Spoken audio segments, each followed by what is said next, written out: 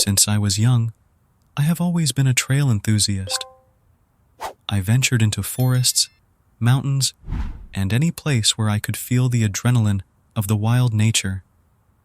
For me, each trail was a new opportunity to explore the unknown and connect with the land. Equipped with a sturdy backpack, a compass, and a map, I felt invincible.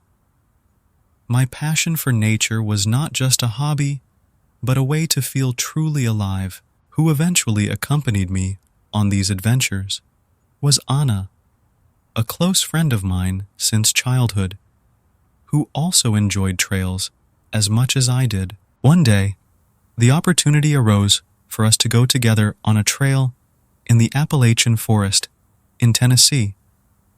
It's not far from where we live, and it would be a good opportunity to explore a place I hadn't visited yet.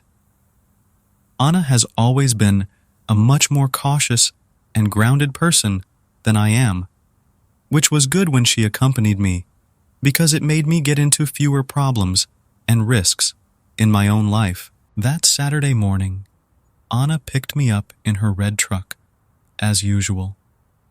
The sun was still rising, casting a golden light over the quiet streets of our town. We threw our backpacks in the truck bed and settled into the front seats, excited about the adventure that awaited us. We played our favorite playlist, a mix of rock classics and indie songs that always accompanied us on our trails. Laughing and chatting, the trip to the Appalachians flew by. The road to the location wound through landscapes, alternating between cornfields and green hills. With each curve, I felt more excited. Although it was a place close to where I lived, I had never been there. The closer we got to the forest, the purer the air became, filled with that smell of pine and damp earth. Anna and I even discussed the places we would explore, speculating on what we might find there. Arriving at the forest parking lot, we were impressed with the place's structure. It was a well-organized area with newly paved asphalt, modern light posts, and clear signage. There were several marked spots, some already occupied by other early adventurers' cars. The parking lot also had a small information booth and a detailed map of the region's trails. We grabbed our backpacks, adjusted the straps, and prepared for the hike. The trail started calmly, as expected. We heard the birds singing, and occasionally some animal hiding upon sensing our presence as we walked on the ground and dry leaves. The path was sometimes winding and steep, but nothing we hadn't faced before. Sunlight filtered through the branches, creating a play of shadows and light around us. With each step we took, the forest seemed to envelop us with a little touched beauty. The morning would be calm, and Anna and I explored the trail with enthusiasm. Eventually, we stopped to drink water, take photos, and the conversations flowed naturally, from stories of other trails we had been on to plans for future places we would like to visit. After a few hours of walking and lots of water to hydrate the body, I felt the need to move away to take care of nature's call. I told Anna to wait for me and ventured a bit further into the forest, looking for a spot where I knew I would be completely alone. As I walked, something strange caught my attention. A few meters ahead, I saw a hole in the ground, partially hidden by vegetation. I approached cautiously. Upon reaching the edge of the hole, I noticed an old, somewhat rusty ladder covered in moss descending into the darkness. That intrigued me a lot. Why would there be a hole with a ladder in the middle of that forest? I wondered. After finishing my business, I left the woods and called Anna. "Anna, you need to see what I just discovered," I shouted, my voice filled with surprise. She came quickly. "I found something a bit further into the woods. Come see what it is." When we reached the hole, she looked wide-eyed and said, "You called me to see a hole with a ladder in the middle of the woods. Are you serious?" Despite being disappointed with Anna's reaction, I asked, "What do you think it is?" She replied, "A hole in the ground with a ladder." I told her I was curious to go down and see what was down there. We grabbed the flashlight and illuminated the interior, but we couldn't see the end. "Are you going in there?" Anna asked, reluctant. "Yes, I'm going to take a look." "I'm curious," I replied, adjusting my backpack and grabbing the flashlight. "Stay here and keep watch. If something goes wrong, call for help." She was filled with worry, evident on her face. With a final look at her, I began to descend the ladder. The metal was cold and damp under my fingers, and the flashlight revealed cracks and roots that had infiltrated the walls over the years. Each step took me deeper into the darkness. As I descended, many thoughts crossed my mind. Was I really doing the right thing? Should I be going in there? With each rung, I went down.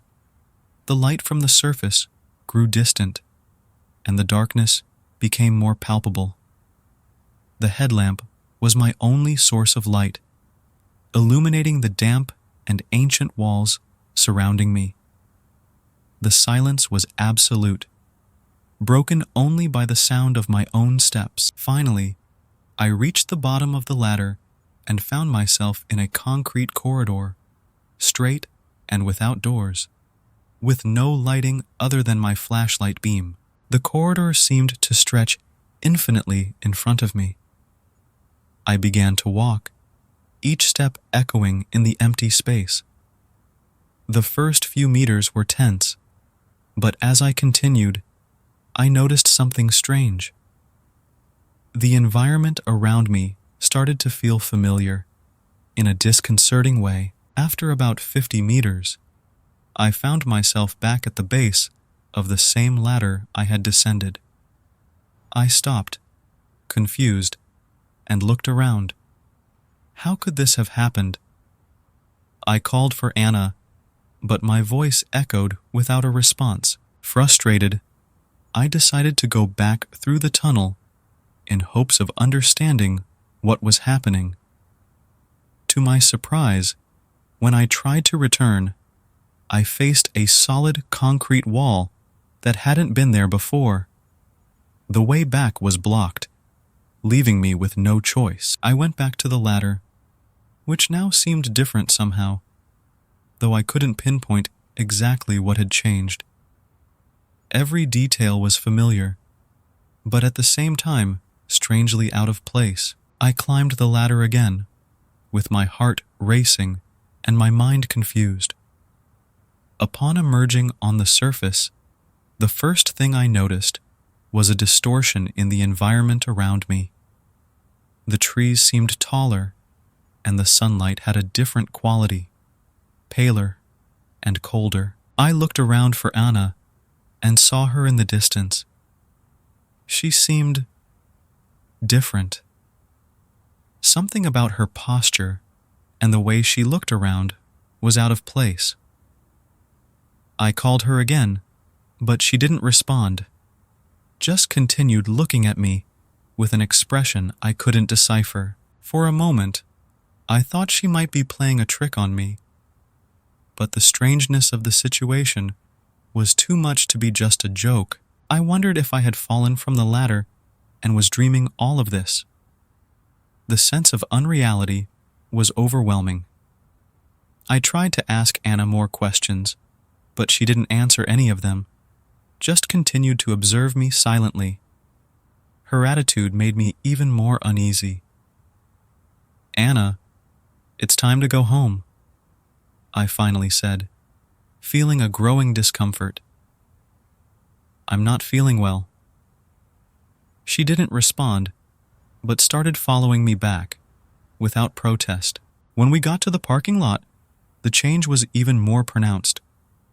The place, previously paved and well-structured, was now dirt, looking older and neglected. I looked around, confused, trying to understand what was happening. Anna's truck was there, but it also seemed different, older and worn out, though it was still the same red color. Anna took the keys, and we put our backpacks in the truck bed, her always in silence. Nothing made sense. Why was Anna acting this way? What had happened to the parking lot and the trail? And more importantly, how would we get out of there?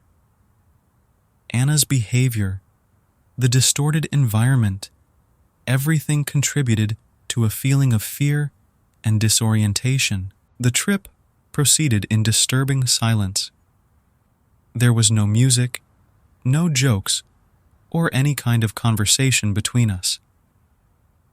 Anna's behavior continued to unsettle me, and the strangeness of the environment didn't help at all.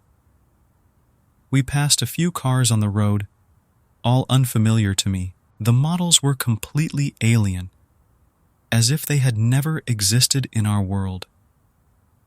The license plates, written in a language I didn't understand, increased my sense of disorientation. I looked at the familiar places through the windows, but there was something strange about them. A subtle distortion that made them unrecognizable. Despite all the oddity, the trip was smooth, without incidents. Finally, we arrived at the building where I lived. I looked at the familiar facade, but even it seemed different somehow, as if the details had changed imperceptibly, but enough to cause discomfort. I got out of the truck, still unsure how to deal with the situation. Anna remained in the truck, patiently waiting while I grabbed my things.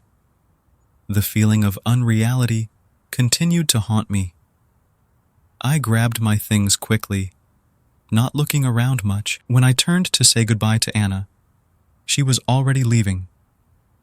Without a word, without a gesture, she simply drove away, leaving me there, alone and confused. I stood for a few seconds, trying to understand what had just happened, but my mind was a whirlwind of unanswered questions. I managed to enter the building. At least the facial recognition at the entrance worked. The small relief I felt seeing the door open was quickly replaced by the same feeling of unease that had accompanied me since we left the forest. I adjusted my backpack and equipment, feeling a bit clumsy, and headed to my floor. The silence in the corridor seemed even heavier than during the trip, and each step I took echoed strangely loud. As I passed the notice board in the corridor, something caught my attention. I stopped to try to read what was there, but nothing made sense. The words were written in a strange language that I didn't understand, nor the format. The letters had bizarre curves and angles, like an alien alphabet. The feeling of disconnection from reality grew with every moment. The notice board, which should have been familiar and full of trivial announcements, now seemed like an indecipherable enigma. I finally reached my apartment door. I took out my keys with trembling hands, and for a moment feared the lock had also changed. But to my relief, the key turned, and the door opened with a familiar click. I entered the house, trying to calm down. The apartment looked the same, but there was something subtly out of place, something I couldn't immediately identify. I closed the door behind me leaning against it for a moment, trying to process everything that had happened. Entering the house, I felt a strange mix of relief and discomfort. However, any sense of familiarity quickly dissipated when I saw my mother in the kitchen, preparing something. "Good evening," I said, hoping for a smile or some response, but nothing. She continued stirring the pots as if I wasn't there. My father was sitting in the living room, looking directly at me. Just with that look, already expecting no response from my father, I decided to move on and go straight to my room. I locked the door behind me and looked around, my heart racing. The room was a distorted version of mine. Strange dolls were scattered everywhere, and the posters of bands on the walls were of groups I didn't remember liking or even knowing. I sat on the edge of the bed, trying to understand the situation. What was happening? How had everything changed so drastically? No clear answer came to my mind. Everything felt like a nightmare from which I couldn't wake up. I grabbed my phone, hoping to find some explanation on the internet. But the screen showed only 3% battery remaining. Despair took over me. What should I do? How to get out of this bizarre reality? Suddenly, I heard voices on the other side of the door. My father and mother were arguing. For the first time since I left the hole, I heard someone say something, but it wasn't English. It was a strange dialect, mixing words and grunts. The conversation, full of tension, was definitely not friendly. Fear gripped my chest when I saw the door handle turning. My father was trying to force his way in, murmuring incomprehensible words. The handle kept turning, and the sound of the grunts increased. I don't know what's happening. I don't know what this place is, nor who these people are. Can someone help me? How do I get out of here?